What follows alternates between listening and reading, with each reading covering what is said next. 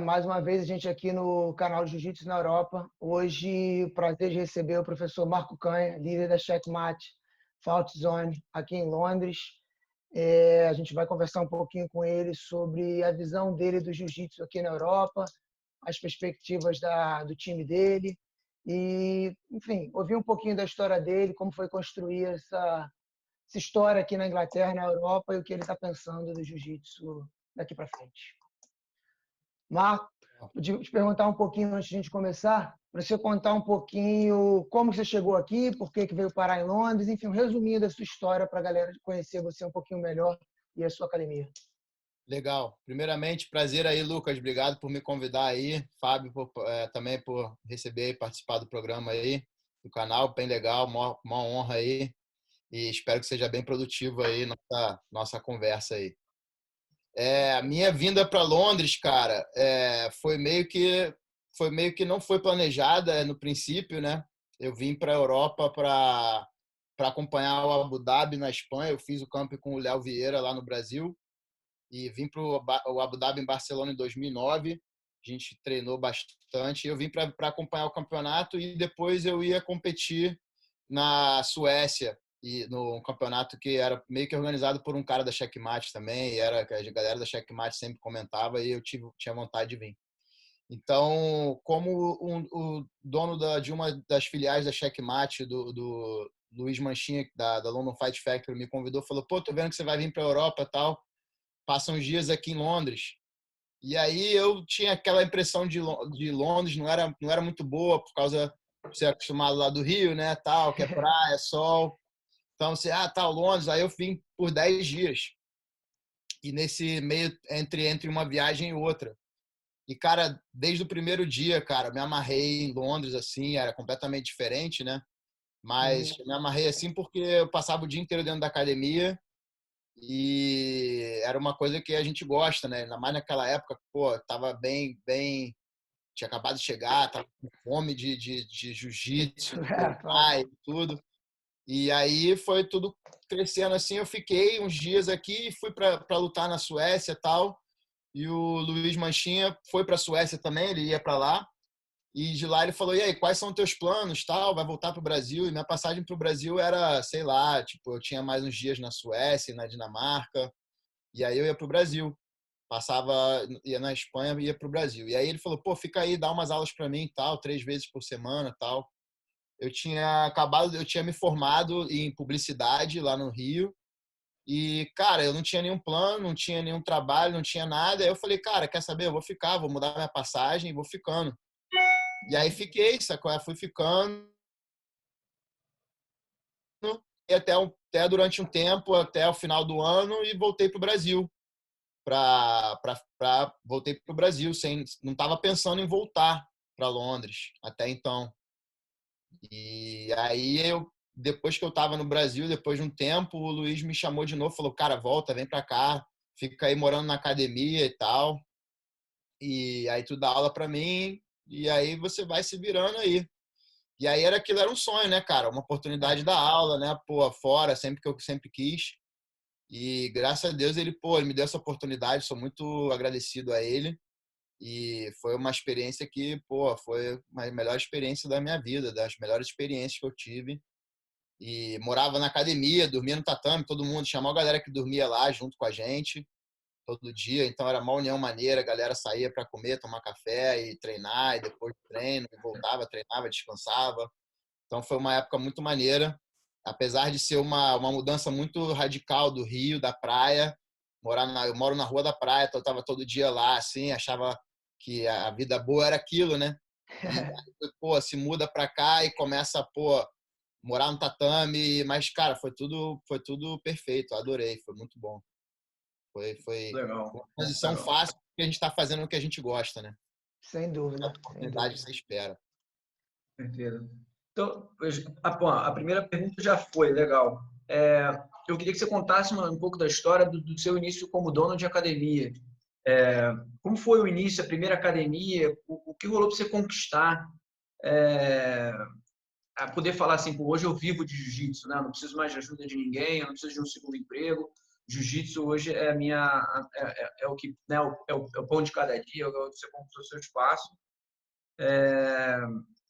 Qual foi sua estratégia? Se você consegue voltar, eu sei que você já tem uma história um pouco mais longa, se você consegue voltar, se você lembra o que você fez para pegar os primeiros alunos, conquistar as primeiras pessoas, a realidade de mídia social era outra, né? O Marco Canha talvez não era conhecido, tem Sim. aquela no início aquele e pô, você começou em Londres, Roger já devia estar lá na época, então, né, como é que você fez para essa primeira estratégia? Se você conseguir lembrar também as próximas estratégias, até chegar hoje, eu queria que você chegasse hoje antes do coronavírus, depois falar de coronavírus em outro momento. Sim, sim. Então, cara, no começo, eu comecei, aí quando eu abri minha academia, teve uma história, eu abri com uma filial de outra academia, onde eu dava aula, e aí por algumas questões burocráticas a gente decidiu mudar o nome, mas eu fiquei, a academia ainda era da Checkmate, essa filial era da Checkmate, a gente decidiu mudar o nome. E quando teve a gente meio que separou por um tempo e meus alunos vieram treinar comigo na minha academia, entendeu? Então eu não comecei do zero, eu continuei um trabalho que eu estava fazendo na outra academia e isso me deu uma base. Eu já estava trabalhando com meus alunos há 2 anos, mais ou menos, então 2 anos e pouco. Então eu tinha uma base de alunos que vieram comigo. Então eu não comecei do zero. E no começo era assim, não tinha muito. A minha ideia era a academia era pequena, o tatame pequeno. Do jeito que eu abri a academia, mudou completamente. Cada 2 em 3 meses eu mudava alguma coisa. Eu via que a ideia que a gente tinha no começo, não era a ideal, ou talvez a correta, ou a certa, ou a melhor para esse momento. Por exemplo, a gente abriu com uma recepção muito grande, recepção te toma espaço físico de tatame, que é o que você precisa. Então, isso logo a gente percebeu, pô, um mês, uma semana depois, ou um mês depois, sabe? Então, certas coisas você foi vendo. E outra coisa que mudou muito, eu sempre tinha na cabeça que uma academia moderna tinha que ter um cage. E eu tinha um cage, um octógono na academia, quando eu abri. Isso me tirava muito espaço de tatame também. Então, a minha estratégia no começo foi abrir uma academia pequena, bonitinha, porque eu não tinha muita ambição de ser muito grande ainda. Mas a minha vontade era continuar meu trabalho, mas desde o começo a ser uma academia familiar, entendeu? Com um clima bom, um bom ambiente, com tudo que eu aprendi, independente de você treinar competitivo ou defesa pessoal, ou só. Independente da maneira que você vê o jiu-jitsu, eu acho que toda academia tem que ter um bom clima, um bom ambiente, respeitável, de família. Eu acho que tendo a família como base na academia, acho que isso transmite e ajuda muito a fortalecer a base, né? No começo. Então, acho que isso foi uma das minhas mais importantes, maiores preocupações no começo. E também, cara, continuar o trabalho e, claro, montar uma equipe muito competitiva. Meu professor sempre puxou a gente para competir, ensinar como competir, para competir. Isso foi uma coisa que eu aprendi e acabou que no começo foi o que fez a base da minha academia, entendeu? Tipo, até hoje eu tenho aula de competição, a gente chegar nessa parte, mas foi uma parte, a base da minha academia foi formada muito na mentalidade competitiva no começo. Então, e crescendo pouco a pouco, entendeu? Aos poucos a gente foi crescendo e, como eu falei, mudando. Muda a recepção, aumenta um pouquinho o tatame, depois puxa o octógono um pouco mais para cá, vamos mais espaço de tatame. O jiu-jitsu foi crescendo. E o jiu-jitsu é um mercado que não para de crescer, como o Muay Thai, eu acho, boxe, todas as disciplinas de arte marcial, né? Então, acho que foi pouco a pouco. Tudo foi somando, assim, a área onde em volta da minha academia foi melhorando, entendeu? Foi ficando mais um bairro mais residencial. Então, acho que tudo foi somando e foi ajudando, entendeu? Então, a primeira estratégia. Não tinha uma grande estratégia, um plano. Era o ambiente familiar, a galera treinar duro, treinar forte tipo, receber bem todo mundo que vier para treinar, independente se vier para passar um dia ou vier para ser da academia. Receber todo mundo, porque você nunca sabe, daqui a um tempo o cara vem aí, pode virar parte da equipe, ou ser um amigo, entendeu? Então, sempre foi uma boa atmosfera e treinar forte. No começo foi muito mentalidade competitiva, eu era o maior foco, na verdade. Então, foi mais ou menos assim que a gente começou. O nome da academia pelos resultados em competição, pelos atletas, né, que eles se desenvolveram dentro da academia. Sim, sim. Sim, era uma coisa que eu não ia me... assim, eu queria, mas, ao mesmo tempo, era uma coisa que eu estava preparado para esperar mais tempo, entendeu? Se os resultados não vierem, não ia mudar para mim. Mas é claro que me deu mais confiança no trabalho e assim, e saber, pô, tá dando certo, vamos melhor continuar e adicionar o que mais pode ser adicionado, entendeu? Então Maneiro. foi assim. Maneiro, maneiro. A próxima é com você aí, não é, Fábio? Você tem mais uma pergunta aí, não é isso? Pode ser, pode ser. Pô, isso é até um pouco relacionado. A sua academia ela já é uma referência, né? Em Londres é uma das maiores, é uma academia que entra muito forte no campeonato, como você diz. Hoje você tem alguns atletas no seu tatame de nome e tudo. Qual é o futuro para você da Fight Zone? Aonde você quer chegar com a Checkmate Fight Zone Londres? O que você ainda quer conquistar que você não conquistou? Qual é o próximo passo de você? Olha, é assim, ao mesmo tempo que eu sou muito feliz e satisfeito como a academia funciona, sempre tem coisa para melhorar, cresceu muito rápido assim, entendeu? Então sempre tem coisas que às vezes eu sempre fui muito assim tranquilo, assim, sem ser muito general, entendeu? Então às vezes você vê que isso também no final, no fundo, se você não segurar muito as rédeas, às vezes perde o controle de pode perder o controle de uma situação ou porque cresce muito, então se você não tiver um controle, então eu comecei a ver que eu precisava me controlar melhor ou controlar melhor certas coisas. E mas o futuro é oferecer um serviço de qualidade. Eu ainda quero continuar fazendo campeão mundial, atleta, chegar na faixa preta mas eu quero formar professores também, entendeu? Eu quero formar professores que ensinem como eu gosto de ensinar e estou fazendo isso aos poucos. E o futuro, cara, é continuar crescendo e continuar ao mesmo tempo. Eu não quero deixar de crescer muito e perder a essência da minha academia, que é aquele clima familiar e todo mundo se conhece, todo mundo se ajuda. A pessoa que vem a primeiro dia é difícil, às vezes não se sente muito confortável, tudo é novo. Então, eu faço questão da galera trazer a pessoa e sentir confortável. E eu acho que isso só aumenta, só é positivo, entendeu? Para a academia. Então, o futuro é seguir crescendo.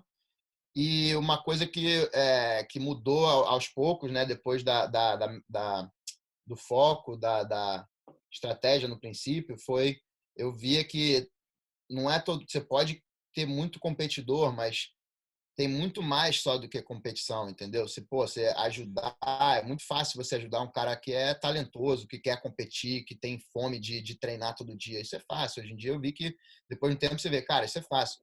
Mas é difícil, o que está me dando muito prazer, não só é esse lado competitivo, é pegar um cara que não consegue fazer uma saída de quadril direito, um cara que não tem a coordenação boa, introduzir o jiu-jitsu para ele.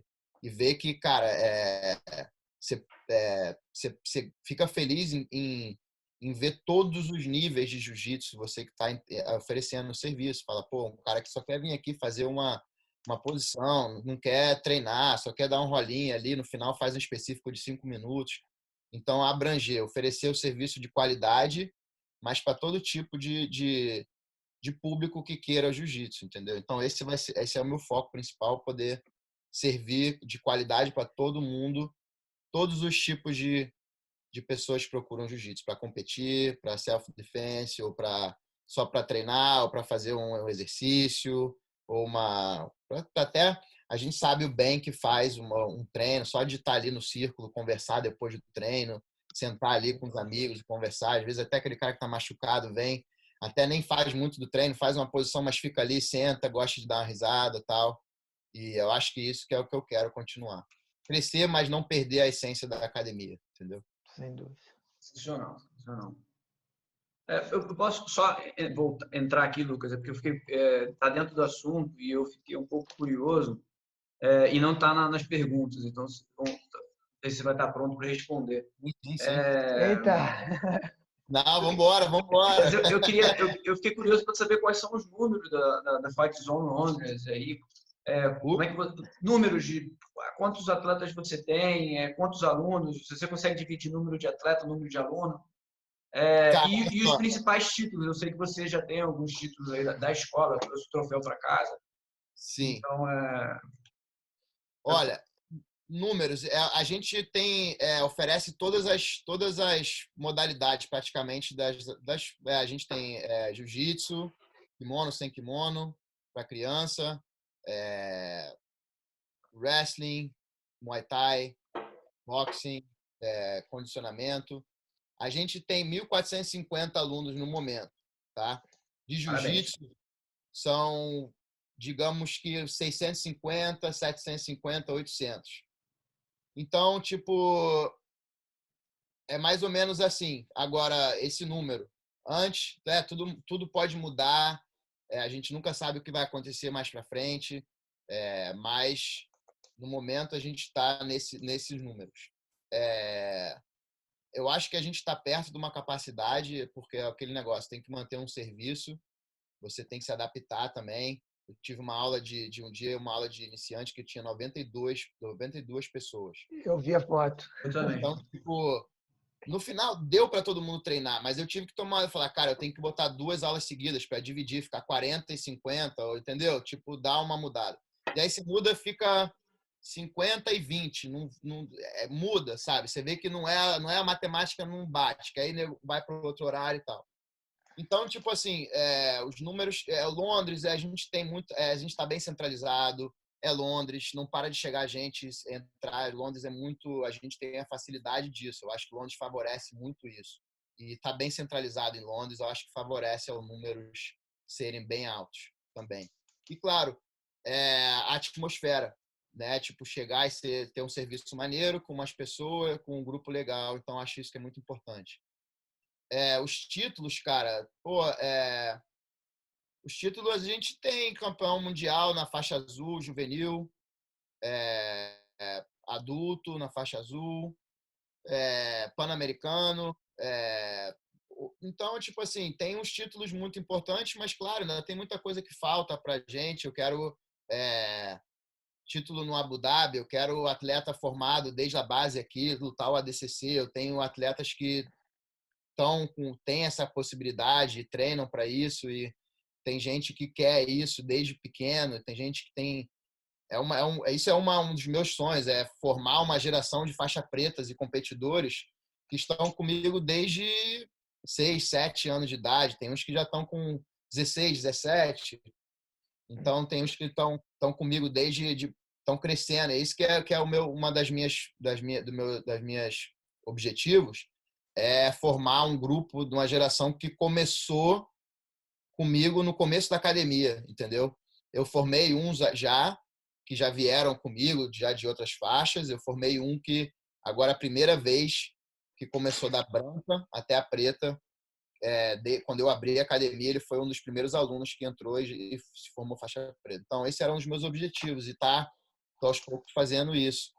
Então, título, cara, é relativo, assim, tem título importante, mas a gente não quer ficar acomodado, né? Tem que tentar continuar. O meu professor agora se mudou para a Europa, então acho que isso vai ser um passo importante, que é uma outra pergunta do futuro da Checkmate, tal, que vocês falaram. É um passo importante para a organização e avanço técnico, eu acho, também, na parte de estratégia e tal, de luta e tal. Então, isso é uma outra parte que vai ser bem influente para o nosso futuro aí. De bola. Fala, Lucão. Beleza, comigo agora?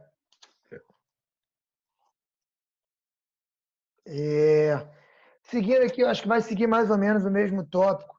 É a pergunta agora sobre... Eu não sei exatamente como a Checkmate se organiza, Eu sei mais ou menos como a Gracie Barra organiza, algumas outras escolas grandes. E eu sei que você tem mais ou menos uma posição aqui de liderança da Checkmate em todo o Reino Unido. Como que eu não sei se vocês formam como mais general, né, mais do estilo travado ou não, mas você na sua posição de liderança, como que é o controle das filiais da equipe para tentar manter uma união, manter um certo padrão de ensino competitivo, se existe de cima para baixo um controle, uma liderança, e tanto da Checkmate Reino Unido, né? E dentro até da própria Checkmate Fight Zone, como que é liderar tanta gente, principalmente quando começa a ter a galera competindo, né? Assim, existe o ego, existe a franquia, existe o dinheiro, esse gerenciamento do caos. Exatamente. Então, cara, aqui a gente tem muito. Eu não me sinto líder, mas um dos líderes, né? A gente tem muito. A gente tem a sorte de ter muitos professores experientes e atletas, o Jackson Souza, o Valmir Neto Nunes. Tem muito cara que tem muita experiência competindo e dando aula, então é um grupo, né? Assim, a Checkmate é uma equipe que cresceu muito de uma hora, explodiu, né? De uma hora para outra, assim, cresceu muito. E é uma coisa que a gente está tentando organizar melhor, como funcionar um padrão melhor por exemplo, o ensino seguir o que o Léo e o Ricardo trabalham. Em relação à equipe em geral, foi como eu falei, uma das coisas que vai ser importante para a gente é a mudança do Ricardo para Portugal, que vai ajudar a gente bastante nessa parte de organização técnica, e que é uma coisa que cada professor cuida da sua filial. Aqui, por exemplo, eu tenho minhas afiliais e eu mantenho contato com eles, a gente troca vídeo, troca posição, eu mando, eu gravo as minhas aulas, o conceito, que eu trabalho muito com conceito, eu não gosto muito de mostrar uma posição, ó, com o cara parado na frente, ó, uma raspagem aqui, o cara tá parado, aí você faz uma raspagem e volta. Eu prefiro mostrar um conceito e trabalhar com ação e reação, a defesa e o ataque e tal. E porque eu acho que isso fez muita diferença no meu jiu-jitsu quando eu comecei a aprender dessa maneira. Então eu acho que é uma coisa que cada professor aqui cuida das suas filiais, e até porque a gente tem gente que é tipo que tem a base da Checkmate, treina da Checkmate desde o princípio, e tem muita gente que se afiliou à Checkmate. E isso foi uma mistura que não é que atrapalhou, mas acaba que confunde um pouco e faz mais difícil você se reorganizar. Quando você tem uma base só de atletas que são alunos seus e dão aula para você, o que era o caso quando a equipe foi criada, cresceu tanto e tem muito professor que veio de outras equipes, então acaba que mistura um pouco. Mas sempre tem uma essência, porque todo mundo vai atrás do Léo, do Ricardo, entendeu? Todo mundo sabe, independentemente, alguém vai estar abaixo deles. Então, todo mundo busca o conhecimento deles, até porque se afilia à equipe por, muitas vezes, se identificar com a maneira que a equipe trabalha. Eu acho que é tipo, cada time trabalha de uma maneira, você admira muitos e se identifica com alguns, né? Então, eu acho que por isso que muitas pessoas buscam trocar e ver um outro time, talvez, e se afiliam a outra equipe. Então, acho que isso acabou, a gente cresceu, e agora a gente está tentando se organizar melhor e ter uma forma de trabalhar com os atletas. O Léo está cuidando da parte dos Estados Unidos, o Ricardo está cuidando da parte da Europa agora. Tem o Sebastian Lally, que é um dos professores muito influentes e experientes lá de Curitiba, lá do Paraná, que toma conta da equipe no Brasil. Então, é uma coisa que está sendo trabalhada como unificar melhor isso, mas na maioria das vezes é feito pelos professores que buscam assim seguir um conceito ou que eles aprendem. A gente faz muito camp lá na Checkmate, lá na Califórnia, e a galera vai nos seminários e tenta aprender e trazer isso para as escolas, entendeu? Então, eu acho que, mas independentemente, a gente que é aluno do Ricardo e do Léo sempre tenta passar da maneira que eles ensinaram para a gente, entendeu? Acho que tem uma grande tem muito atleta, como eu falei também, muito professor de jiu-jitsu que é criado pela Checkmate ou pelo Léo, pelo Ricardo, ou por atletas da equipe já, atletas como o Lucas, que já tem muito atleta, o Lucas Leite, tem muito atleta bom nos Estados Unidos, então tem muito professor bom que foi criado pela Checkmate já trazendo resultado pelo time. Então, eu acho que é por assim, a gente vai meio que cada professor vai tomando conta das filiais e no junto, todo mundo se junta e tem um time forte, competitivo e se junta na hora lá e fica uma mistura boa, eu acho. Maneiro, maneiro. Alguma coisa aí, Fábio? Então, vamos seguindo, vamos seguindo. A próxima pergunta, acho que praticamente você já respondeu aí durante a conversa, que eu ia perguntar um pouquinho da sua metodologia de ensino e do foco de competição. Acho que durante a conversa aí você já explicou sua maneira conceitual de ensinar aí um pouquinho e a mistura do ambiente competitivo com familiar, que eu entendi que é mais ou menos a base aí da sua escola. Não é isso? Eu posso Tipo, só adicionar antes dessa pergunta aí, já que a gente Pode, vai entrar em manda bala. Eu metodologia? ia pular essa. Não, Manda não pula bala. não. É porque ele falou um pouquinho de metodologia sobre ensinar conceito e ensinar técnica. E, pô, por mais que eu não sou cria da Gracie Barra, eu vim para a Gracie Barra já na Europa com o Vitor Estima. E eu confesso que, pô, por uns 20 anos anteriores, eu aprendi jiu-jitsu por técnica. Faz isso, um, dois, três, repete. E, bom, acho que a grande maioria ainda está aprendendo assim. Quando eu fui trabalhar lá na academia do Vitor Schima, eu vi que ele dá uma aula totalmente diferente, dessa aula de conceito, de entendimento, de missão, com cenários, aquela coisa toda da realidade, né? E a experiência dele como atleta, acho que até você também como atleta ajuda a poder entender melhor cada posição. E eu queria saber isso de você. Quando que você viu esse glitch, essa troca? Pô, é assim é melhor de aprender, porque eu não vejo desonrando meus outros claro, professores, mas eu claro, vejo não, que não. hoje eu sou um professor muito melhor porque eu tive contato com esse novo jeito de aprender e de ensinar, com certeza. Eu queria saber quando que você mudou.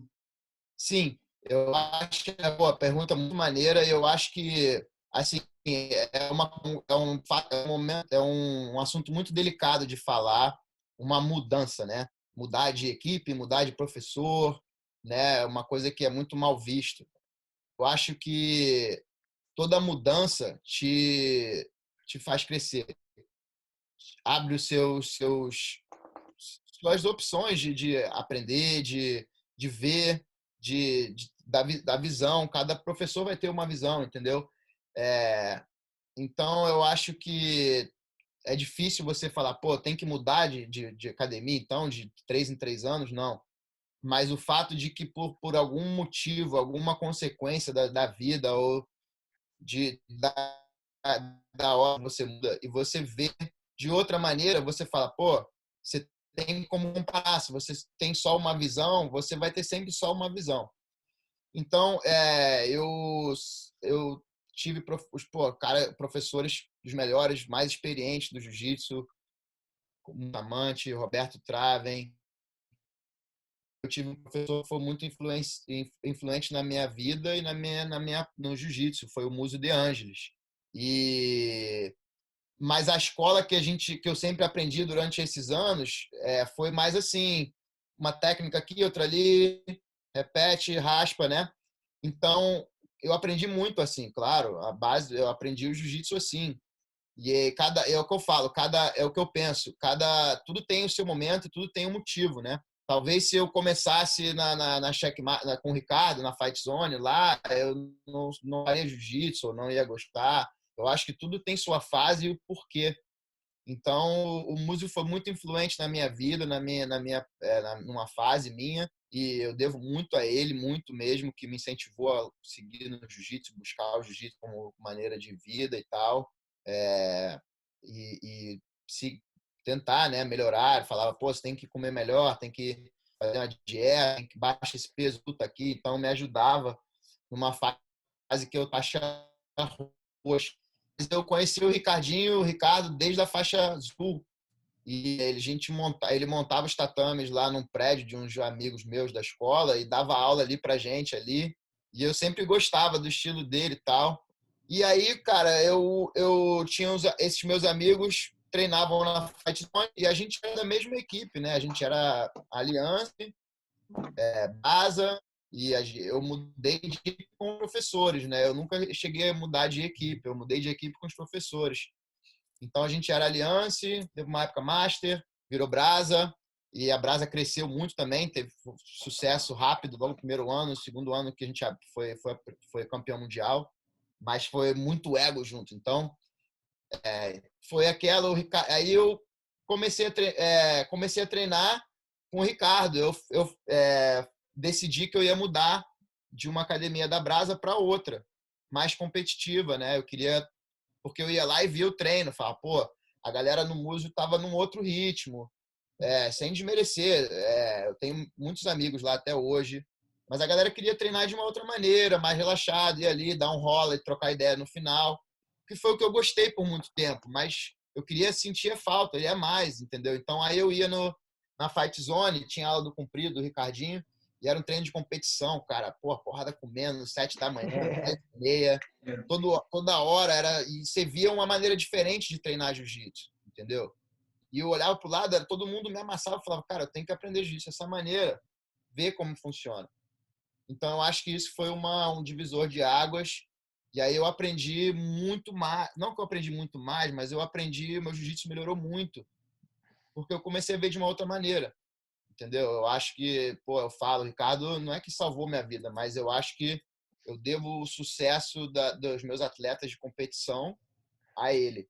A maneira que ele me ensinou a ensinar, a treinar os caras, a como preparar o conceito, como te prepara, o treino específico. Principalmente, acho que o treino específico fez muita diferença quando eu comecei a fazer e do que eu fazia. Quando eu comecei a dar aula aqui, ninguém fazia treino específico. Ninguém. Não é que eu estou querendo falar, pô, o cara tá falando. Mas é verdade, ninguém fazia muito treino específico. Foi uma coisa que eu sempre fiz desde que eu comecei a treinar na Fight Zone.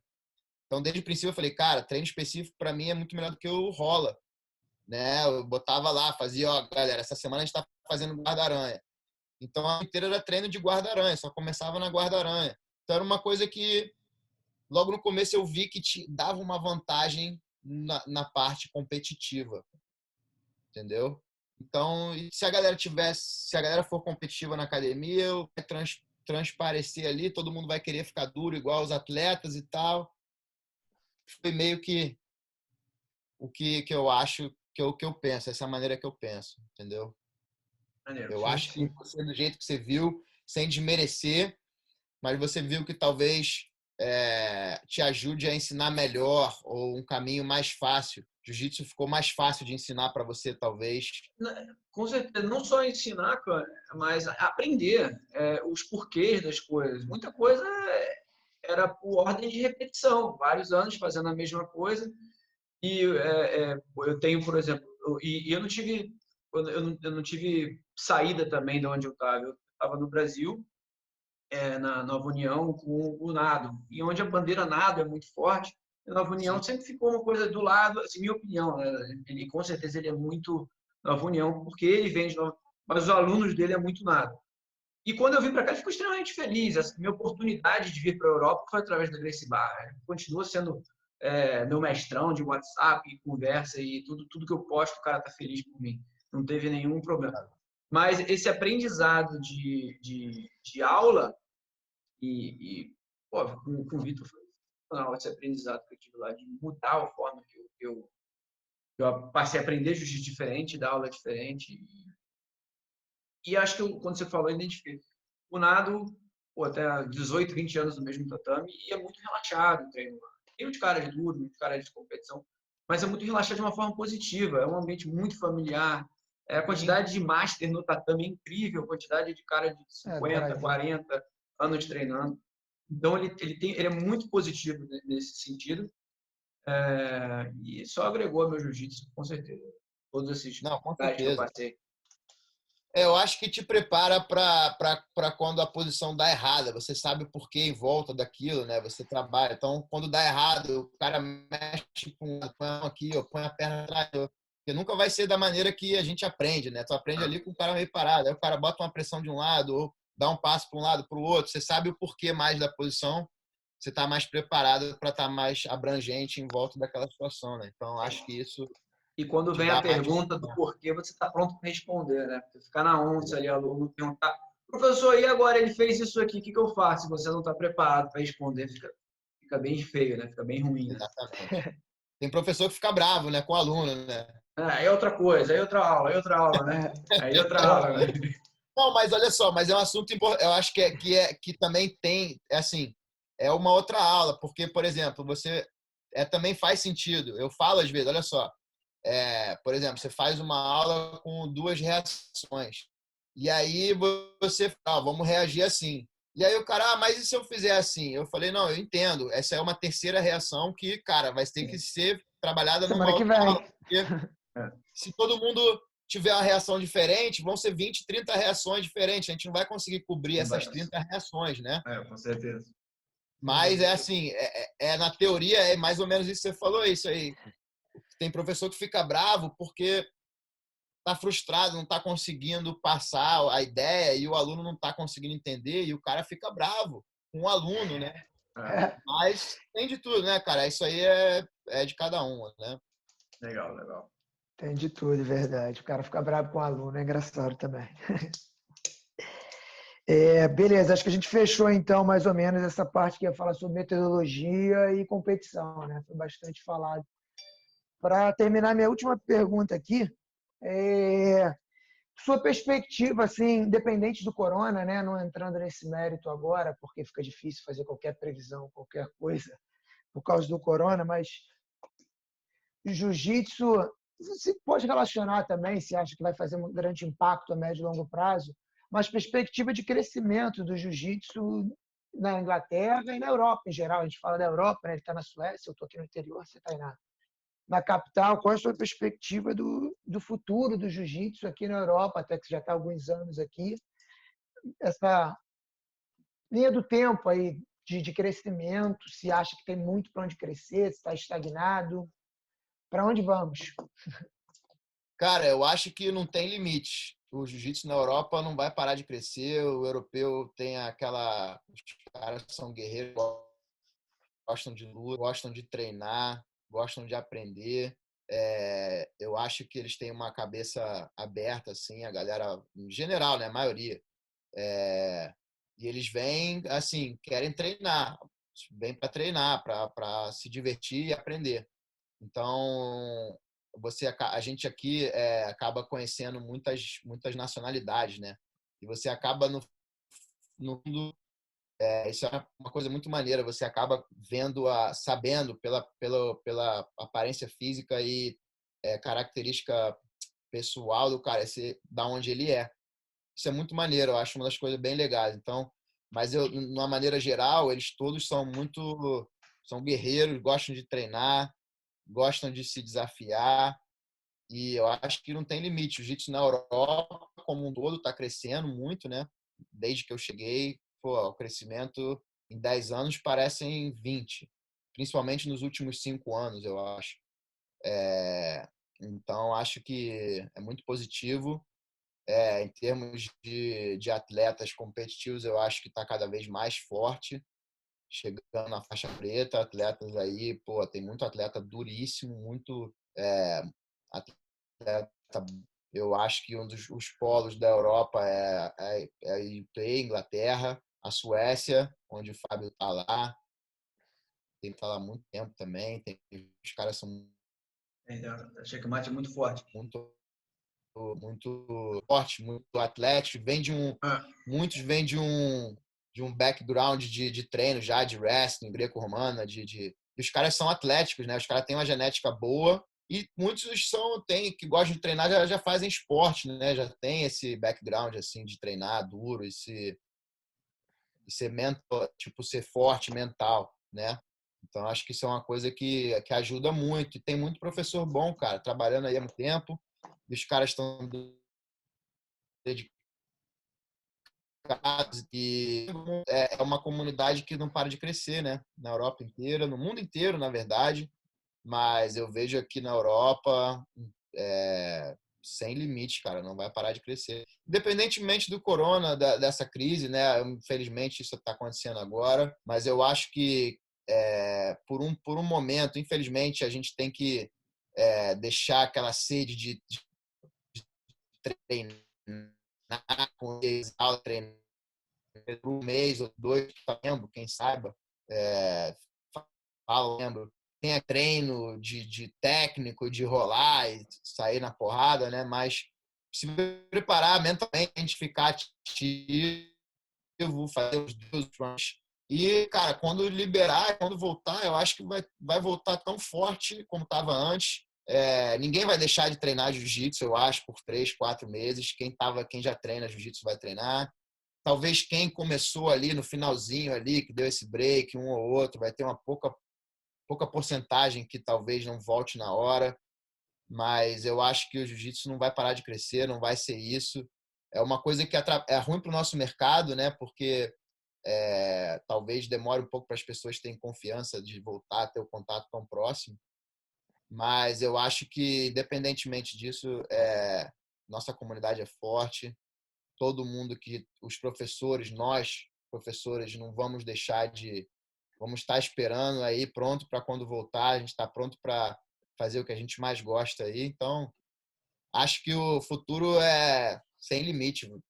É Boa. muito bom aí o futuro para a Europa. Boa. Então, professor, antes da gente ir para a pergunta de filosofia, surgiu mais uma pergunta. Sim. Até porque eu sou uma escola nova. Quando é a hora de você decidir abrir o treino, o time de competição, né? Por exemplo, eu acho que tem que ser separado da escola normal.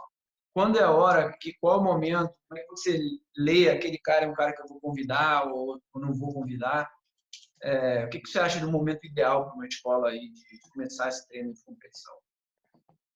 Então, cara, eu sempre botei o treino de competição porque tinha uma hora que eu vi que tinha muito atleta que queria competir num treino e muita aula de avançado era meio que misturada, né? Então eu falei, vamos separar avançado, meio condor e o intermediário e o iniciante. E, cara, mas isso que acontece eu sempre tinha gente que achava que eu ficaria chateado se eles fossem competir pelo nível que a galera estava apresentando. Se o cara não competisse bem ou perdesse, eu ia ficar chateado ou ia ser tipo, Uma passar desonra, isso. É, Eu cara, falei, tem um aluno que pensa que você quer uma performance então, dele, né? poxa, cara, você tem que competir para se testar, para se divertir, sem pressão. Isso foi uma coisa que eu aprendi também, que depois no mental lá a gente pode falar do mental de competição. Uma coisa que não tem que ter pressão, principalmente no começo, ali para se divertir, para se testar. Então eu fazia aula de competição para os competidores. E aí você vê na aula de beginner assim, tem um outro que é mais duro e tal, tu fala, pô, vem testar aula de competidor e tal, porque você vai para competir. Até porque competição tem para faixa branca. E eu não posso limitar um faixa branca de ir para aula de competição, porque o cara é faixa branca, ele vai competir contra a faixa branca. Então tem que preparar. Tem muito cara que vem para aula perdido. Ah, não, achei que era beginner, porque beginner era 6 ontem e a aula de competição hoje é no mesmo horário. Ou tem cara que falou, pô, professor, eu queria testar. Fala, pô, olha só, você não está pronto ainda, mas já que você está aqui, vamos fazer a aula hoje, mas você deve continuar e tal. Ah, eu queria competir. Tem cada caso, é um caso, né? Mas na média, assim, no geral, eu autorizo o cara a fazer aula de competição, independente se ele é faixa branca, até porque tem muito cara que quer competir, mas não está pronto para competir.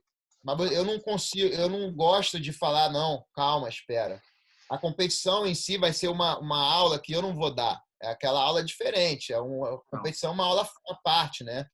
tem adrenalina, tem tudo que você prepara na aula, chega lá, o cara esquece tudo no começo, na primeira vez ali.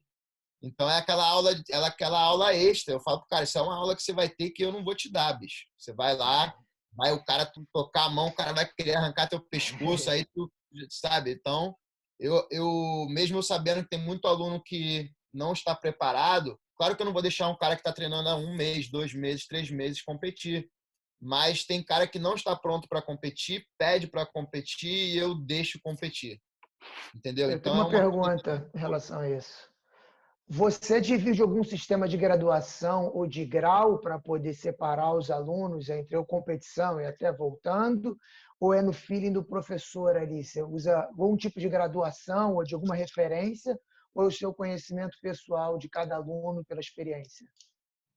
Então, cara, no começo, eu tentava ser assim, eu se curava ali, botava, separava minha de graduação para poder fazer a aula ou competir, não tem, porque logo no começo eu sentia que tinha muito cara que vinha de Londres, é aquele negócio, vem muita gente que trabalha e passa uns meses e vai, ou se muda da ponta de Londres para outra. Então, às vezes, vem um cara que, pô, tem 2 graus de uma outra academia, mas tu fala, pô, esse cara aí não tem muita experiência. Então, fica difícil controlar muito porque eu respeito a graduação de outros professores. Tem cara que chega lá e vê, pô, eu sou faixa roxa, mas o cara não tem o mesmo nível técnico dos faixa roxas de lá. E o cara, pô, você acha que eu sou azul? Não. Respeito sua graduação, nunca vou desgraduar alguém, desmerecer a graduação.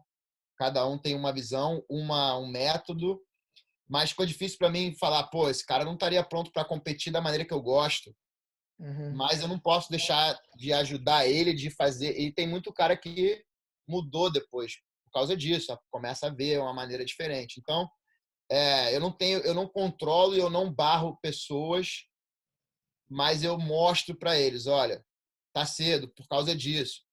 E aí eu às vezes vejo também, o cara vem, a gente, quando você tá ali do lado e trabalha, dá aula, as pessoas, os conceitos da semana, aí o cara vai na aula e aí mesmo que o cara treinou aquilo, ele não tem a experiência, a calma de executar a posição. E aí você fala, ó, tá vendo? É só isso, cara, é só um pouco mais de calma ali, você sabe o que é fazer e tal. Então, a competição sempre melhora as pessoas. Eu acho que é uma aula extra, mesmo que o cara vá lá, tome um amasso, seja finalizado em 30 segundos, a maioria das vezes o cara fala, pô, quero ir de novo, cara. Entendeu? Aí dessa aqui o bichinho pega, morde o cara, ele vai querendo e tal. Então, assim, eu não tenho muito um sistema de dizer quem pode competir e quem não. É mais quem mostra a vontade. E tem cara que não tá mostrando muita vontade. Eu falo, pô, bicho, tu tá treinando duro aí, vamos ver, vamos competir e tal. O cara, será mesmo? Você acha? Tal? Vamos lá, vamos. E aí você vai vendo, né? Você se descobre muito talento assim. E você vê que tem gente que, cara, não gosta de competir. E isso aí não muda, porque na academia o cara ainda é um das pessoas mais queridas, um dos caras duros no tatame, independentemente de não competir, mas chega ali, é sempre um bom treino, um cara respeitoso. Então, eu acho que essa de ter um método ou um sistema para ver quem pode competir ou graduação, eu não tenho, na verdade. É mais da vontade e, claro, depois de um tempo da adaptação, né? Do que o cara quer também. Às vezes o cara vai lá, compete uma vez, não quer mais competir. E ninguém mais. Tem cara que fala, não me enche mais o saco, não, que eu não quero mais. Aí eu falo, não, não tem problema. Entendeu? Então, é mais ou menos assim, é mais na vontade da pessoa e também se a pessoa está preparada, entendeu? Bacana, bacana. Então, vou aqui para a parte que a gente tenta no final falar um pouco mais filosófico o negócio aqui. Para você, a preparação mental para a luta, a gente sabe que também é muito importante, é físico, o treino perfeito no tatame, perfeito na cabeça, né? Se você tem alguma filosofia sobre isso, como é que você arruma os seus pensamentos, pensamentos dos seus alunos, para entrar com uma mente tranquila e lembrar do que treinou? Então, cara, eu acho que a filosofia, o mental, assim, eu acho que está muito ligado. Eu aprendi, assim, eu vi que com a estratégia. também. Porque eu competia muito assim, duas coisas, pressão, né? O que vão falar, se eu perder, né? E depois também eu via que eles estão conectados, assim, uma estratégia de luta. Eu nunca tinha estratégia, até certo ponto. Então eu ia lá, pode ser, se o cara puxar ou eu derrubar, vamos embora, vamos pronto para a guerra. E na verdade é bom você estar pronto para a guerra, né? Tá tipo se sentir aqui, mas tecnicamente eu não estava. Então quando o problema técnico bate na luta, volta aqui. Tu não tá, tu secar numa posição, caraca, eu vou fazer, o cara tá me amassando aqui, e aí volta aqui, tá tudo saindo daqui, né, no final. Então, eu vi que era muito uma coisa de começou comigo, era muita pressão em mim mesmo. Pô, não, pô, tomei um amasso ali, pô, eu ia competir com dois amigos meus. Eu era azul, eles na roxa. E eles ganhavam tudo, e eu não estava ganhando. Ganhava uma, perdia na primeira, tomava um amasso.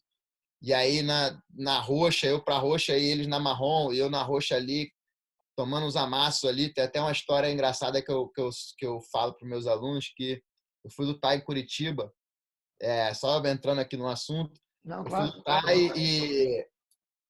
lutar eu puxei pra guarda e o cara passou, voltou, passou, voltou, tipo, deliberadamente. Ele passava, botava a perna dentro e passava. Só pontuando. 4 vezes.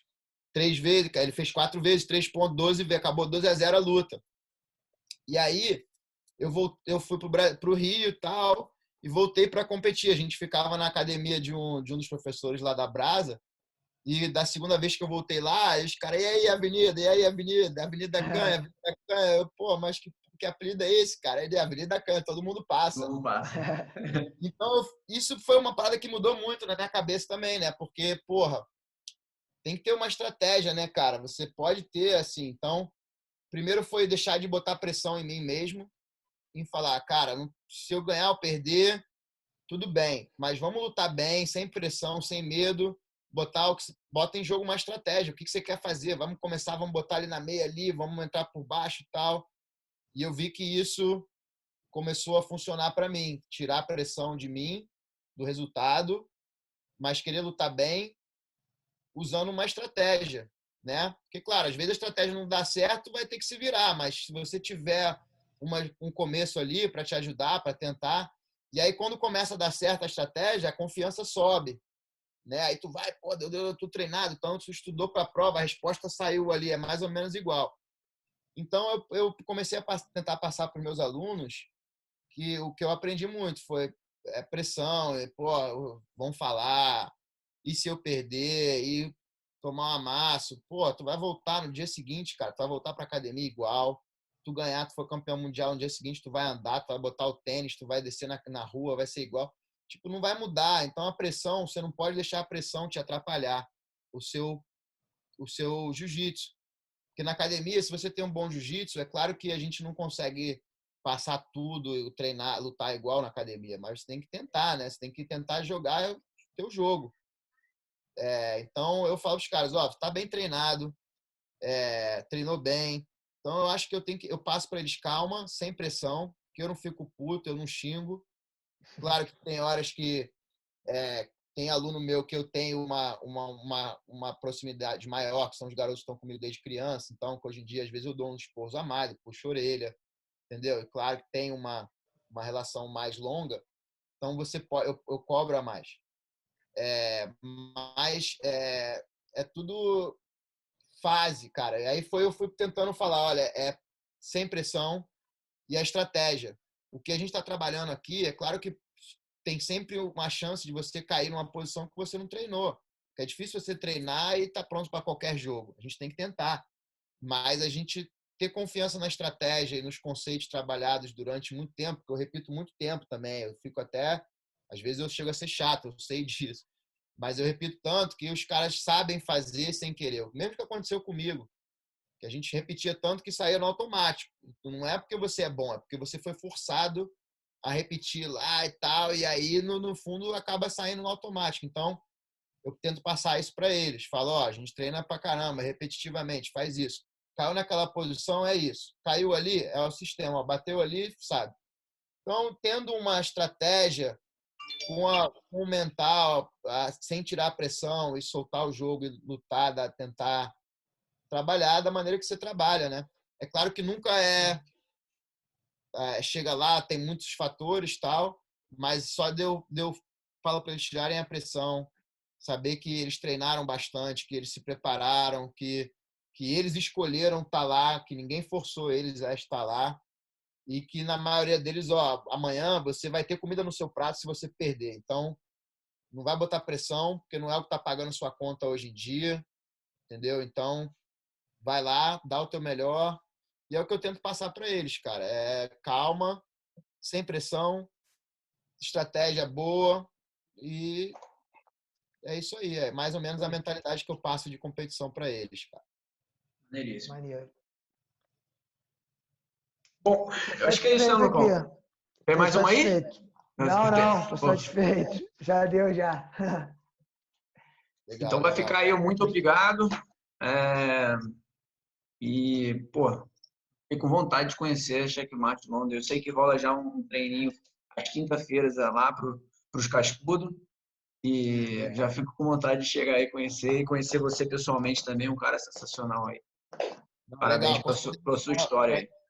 Valeu, vai ter essa oportunidade aí. Alguma hora a gente vai se conhecer pessoalmente aí e dividir as ideias e falar sobre aula, sobre método e todas esse papo legal que a gente gosta aí de. E a gente sempre aprende, né? Sempre ouve e aprende experiências. Pô, o Lucas é um cara que eu acompanhei desde a chegada dele aí e admiro muito o trabalho dele, a dedicação e como ele está sempre ativo e você vê o crescimento da academia, dos alunos dele. Então, eu admiro pra caramba aquele negócio. Você, às vezes, é de equipe diferente tal, mas você sempre admira ver o crescimento de trabalho e sempre vendo outro... Aprendendo, né? Você vendo aí, pô, como Eu ele que te cresceu. agradeço aí, me ajudou aí desde o princípio. Sempre dando uma força aí, fez bastante diferença no trabalho aí que está sendo construído devagarinho. Legal, legal pra caramba. Obrigado. Prazer aí, galera. Deu prazerzão. Então tá, Beleza? gente. Obrigado. Bom, vocês que estão de quarentena aí, boa quarentena e até a próxima. Valeu. Valeu, Valeu. galera. Tchau, tchau. Valeu, Abraço. abraço.